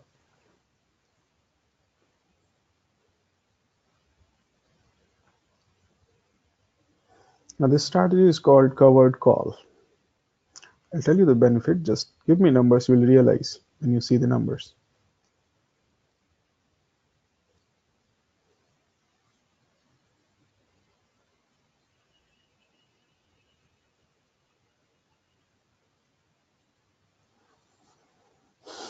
Nobody wants to calculate.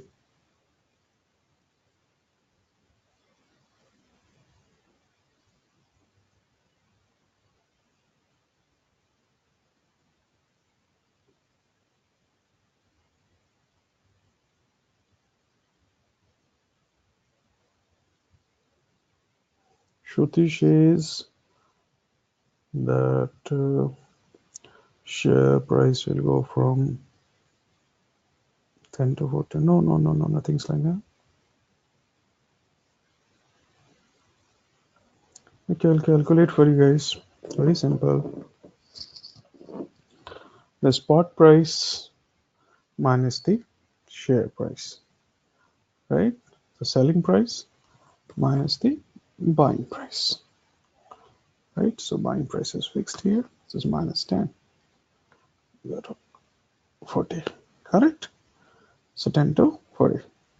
So you're getting profit. As the price increases, you're making profit here with the shares. Very simple. With the call, let's put the formula. Max of spot. So this is the spot minus strike. So what is the strike? Strike is 750 or 0, right? Minus, oh sorry, plus the premium, right? So let's drag it here. Now there's something wrong here.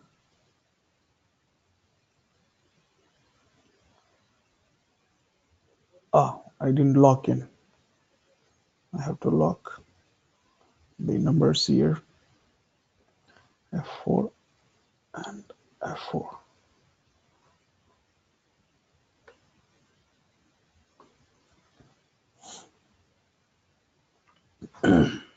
This again. So I need to put a sign also, a minus sign here, because you will have loss after 750. I'll put a minus sign here, I guess.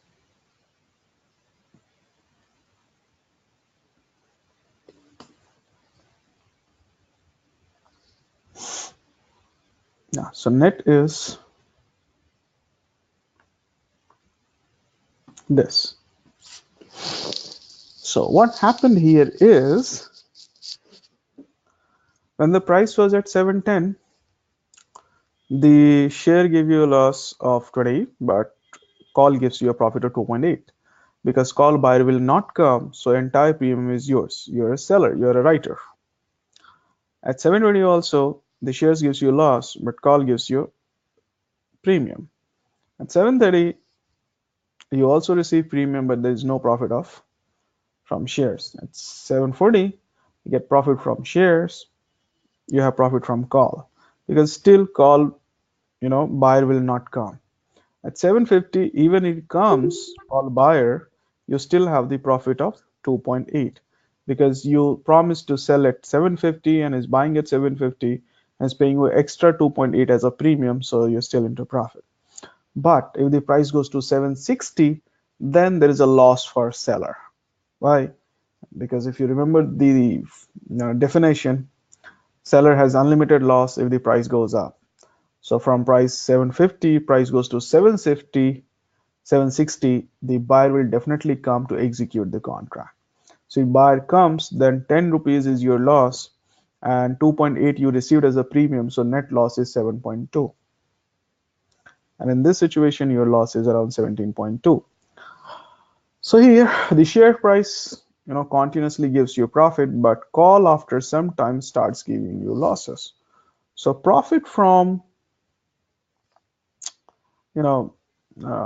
shares are offsetted with the loss from call. So your net profit remains constant after some time. So let's suppose if I keep it to 800, in that situation also, this will be same.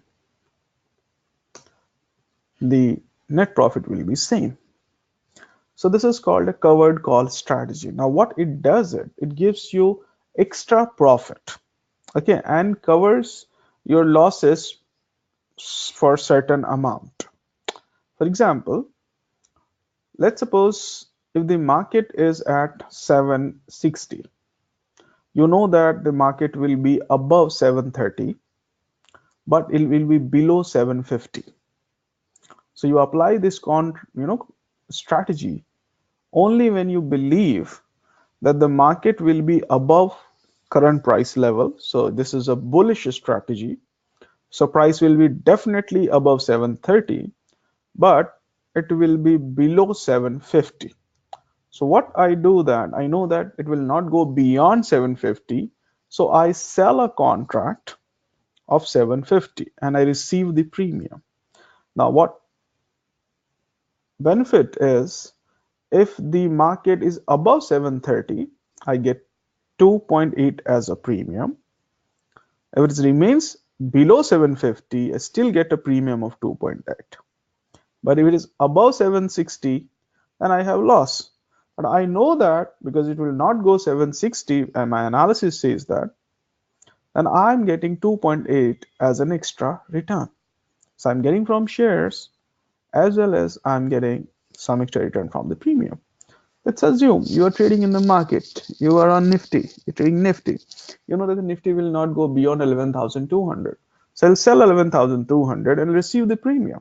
And I don't know that the market will not go above 11,200.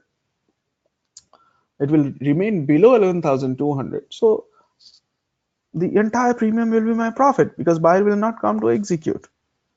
Okay, the premium, the call contract will expire 0. So the entire premium will be mine. So a lot of people do this thing. They sell a contract which is far above the current market, receives the premium, and because they know that the market will not go above this level, so entire premium is their profit. So that can be done. So we'll study a lot of strategy. This is one simple strategy, covered call.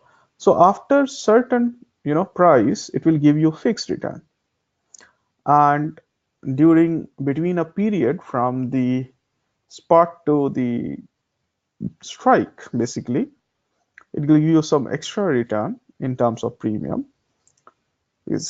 And below like 730, it will give you a protection till 2.8 rupees fall, because let's suppose it price falls to 7 to 7. Okay,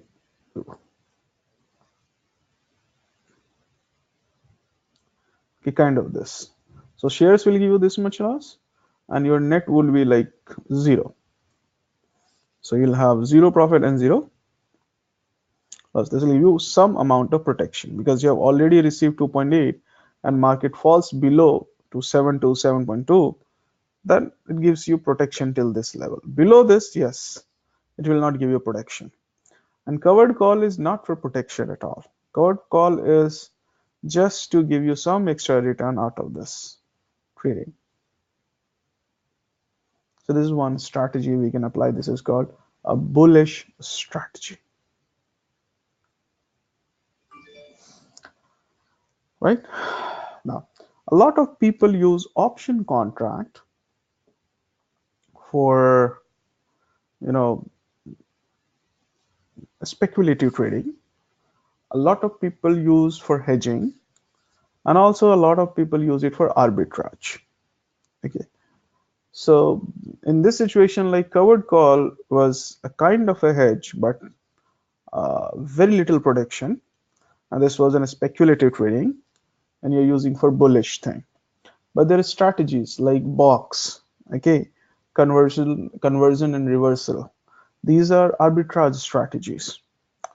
So there are strategies for hedging also. We will learn straddle, strangle. Okay, these are for hedging purposes. Protective put, that is for hedging purposes. So we understood about call option. Now let's move on to put options.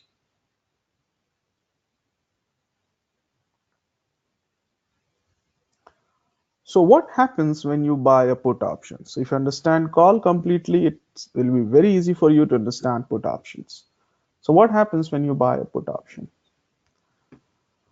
So put option, buyer has the right to sell but no obligation to sell.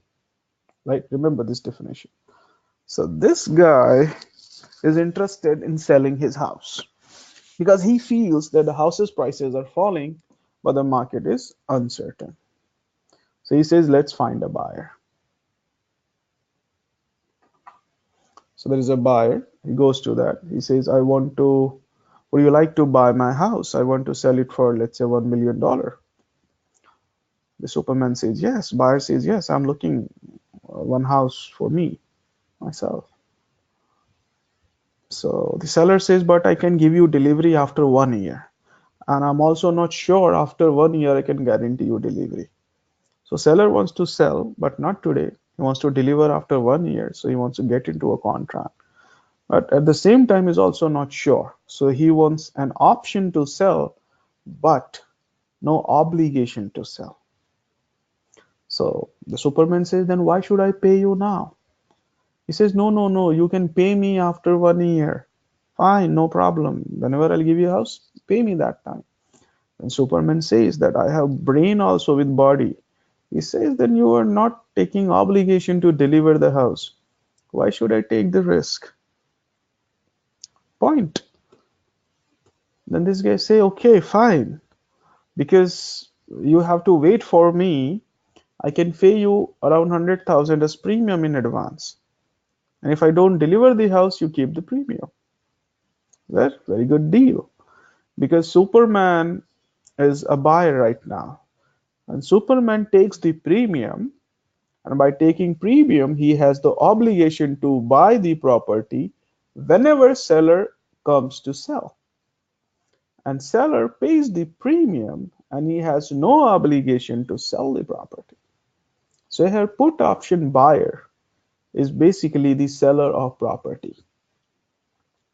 And put option seller or the writer is basically the buyer of property. So you have to remember this thing. A lot of people get confused. So put option buyer is the seller and put option writer is the buyer, or the put option seller is the buyer. Normally people buy put option when they feel the price will go down. And if price goes down, they don't exercise the option. Very simple. Okay, so they exercise the option and they make profit. And price goes up, they don't exercise the option. Now let's take an example. In this situation, the strike price was 1 million. The premium was 0.1 million. And the expiry was 1 year. So buyer and seller agreed at 1 million that they will sell and buy, and premium was paid by the seller of the house, which is the put option buyer. Now after 1 year, let's suppose you go to the seller and buyer are there. So buyer says price have increased, but I have to pay only $1 million to buy. Great, cool. And I've already got 0.1 million as premium. So if I buy at $1 million, my profit would be 0.3 million. It's very correct. So he received already 0.1 million as a premium. And the deal was for 1 million, and right now the price is 0.2. So if he gets the property at 1 million, he sells in the market, he makes 0.2 from selling, capital gain, and 0.1 he already got as a premium, so his total profit is 0.3. So Superman is very happy. He says, hey friends, would you sell your house now? A seller says, ha ha ha ha, I'm not a fool. If I sell now, I'll face a loss of 0.3 million.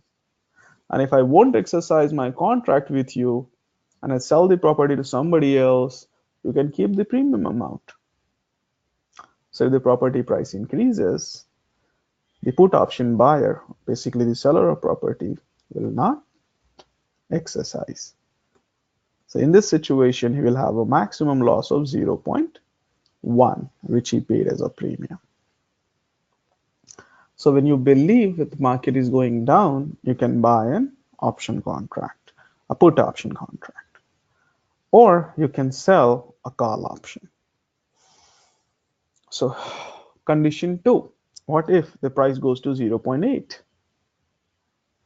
Now price have decreased, but I have to pay only $1 million to buy.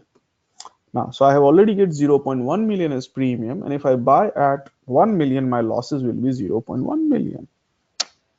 In this situation, obviously, this guy is making profit. So he says, hey friends, I want to sell my house to you. Let's exercise our contract. Give me $1 million. The Superman says, I don't want to buy. I'll face losses. Then the seller reminds him, boss, you took a put option. You sold a put option. You didn't buy a call option. So you have the obligation right now to buy. and you took premium of 0.1 million. So if you, it's your obligation to buy when I sell you. Fine, take your money and give me a house. He has no other choice. Now, so put buyer's payoff, if you look at here, the price reduces. Okay, price reduces this direction. The buyer of the put option will have unlimited profit. And if the price increases, he will not exercise the option and you'll have limited losses. Same with put seller or put writer is the buyer. If the price increases, he'll have limited, the price increases this direction, price increases, he'll have limited profit, only the premium. If price reduces, he'll have unlimited loss. Right? Because if the price reduces, put buyer will come and give a cheaper property at a higher price, and the put seller, because the buyer of the property has to exercise. So if you see the payoff chart for not the this option chain for put option chain, you will see the costlier contracts are in the money. Costlier contracts are in the money, and you have higher premium here. And cheaper contracts, cheaper strike prices or lower strike prices are out of the money contract. So higher strike prices are in the money and lower strike prices are out of the money. So it is opposite to the call option. Here we talk about the put. So if the strike price is greater than the spot, okay, we call it in the money for put. And if the strike price is less than, I'm so sorry, did I write wrong? Yeah, strike price is greater than spot, it is ITM, and if its strike price is less than spot, this is OTM. Right. So this is what with the put option. So in call, if strike price is greater than spot, this is OTM. But in case of put, if the strike price is greater than spot, this is ITM. And spot, if strike is equal to spot, then this is at the money contract.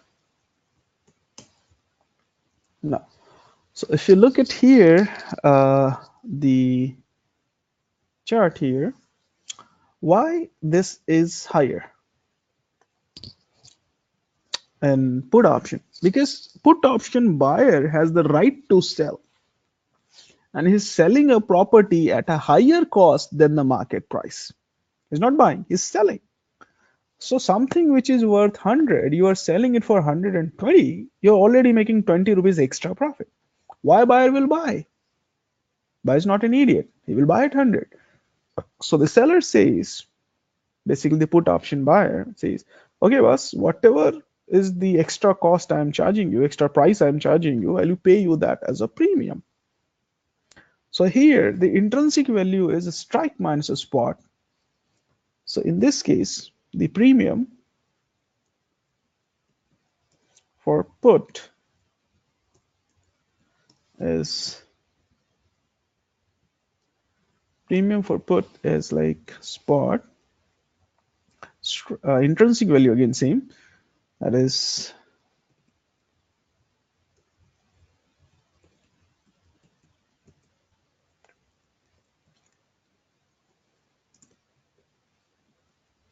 but there's a problem here. It is little different than, not problem, but this is little different than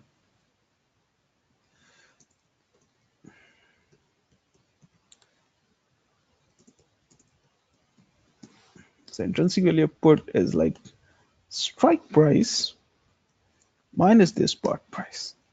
For call, it is spot price minus the strike price. And the time value is same, intrinsic value minus the premium. So the intrinsic value minus, or the, you can say the premium minus intrinsic value. Minus intrinsic value, same as call. So I'll write both of them here. Do we have written here someone?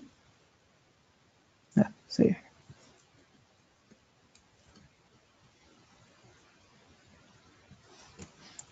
So this is for put and this is for call.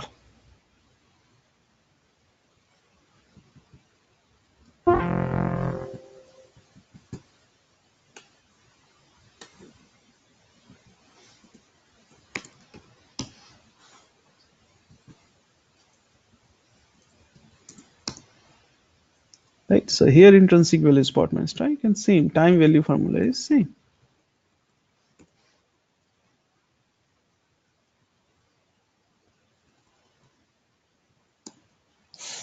Right? Now, one more thing, remember this. So when you are buying call, you are basically bullish. And when you are selling call or writing call, you believe that the market will go down.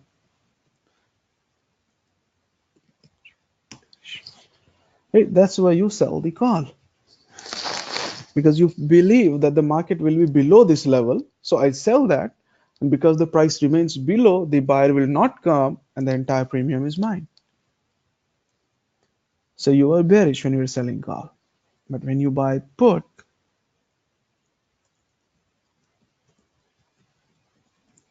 you are basically bearish. And when you sell put, you're basically, because you believe the price will go up. So that's why you sell put. You know that the price will not go down. That's why you are selling put. So price goes up, the seller will not come and you keep the entire premium. So here, that means sell call and buy put has same, mentality. So the traders are in both case bearish, and in case of call or sell put, buy call or sell put, they are bullish. So you can say that if I buy a call and at the same time if I sell a put, I am bearish, I'm bullish in both this situation. But this gives me a limited profit and this gives me limited profit. Now let's take a question. Let's say spot price is, let's suppose 1000 and you buy call for, let's suppose 1000 and the premium is, let's say 20. That is what you pay, and at the same time you sell call of 1000, sell put of 1000 and the premium you receive is, let's say 15. Now the point here is, what if the spot on the date of expiry, the spot goes to 1100? Now what will be my profit or loss? Total net profit and loss from call and put both together.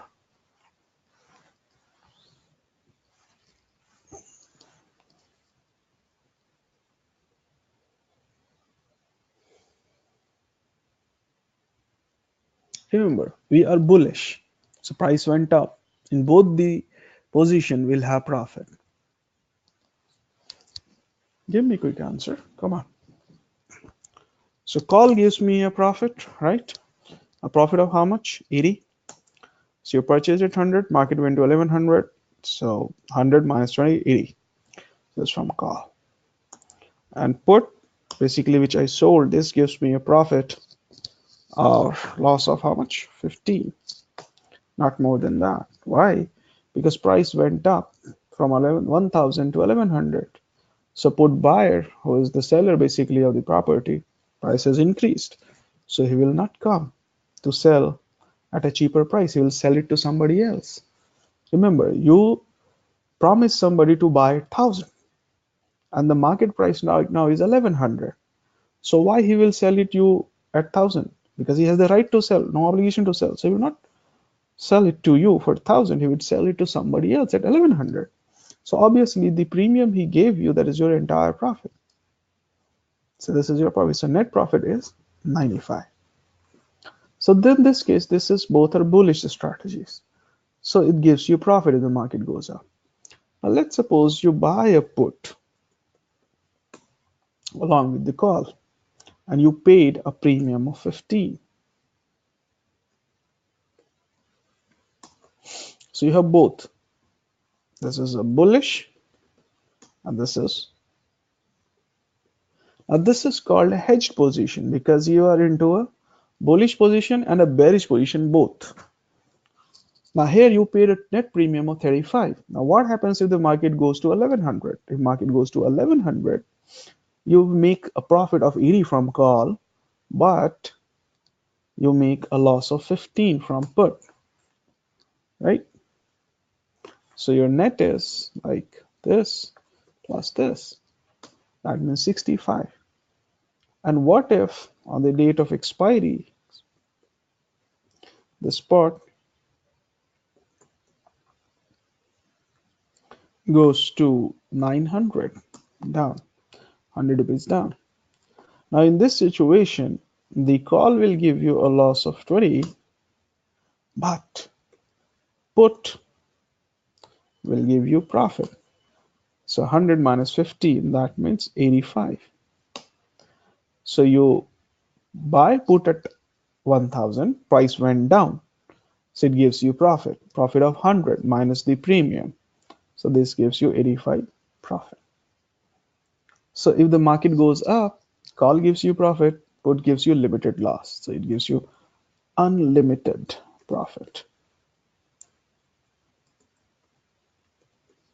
This gives you limited loss. So ultimately you are into profit. And this gives you limited loss if the price goes down, and this gives you unlimited profit, right? And how about if the market closes at the date of expiry? The market closes, spot is like 1,000 only. Then call gives you a loss of 20 and put gives you a loss of 15. So net is, the market closes 1,000, I'm sorry. Same. So both the premiums are gone. So this strategy is basically called a long straddle. It's a long straddle because you're buying in both the call and put.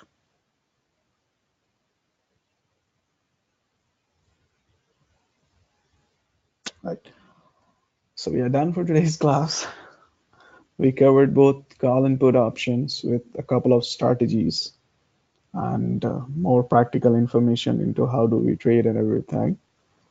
And next class, we will discuss more on option strategies.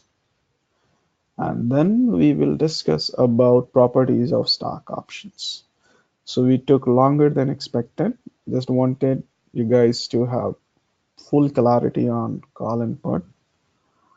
And still, if you are confused, go through this video again. I'll share with you guys maybe tomorrow, not tomorrow, tomorrow is Sunday, maybe on Monday or Tuesday, and we can discuss.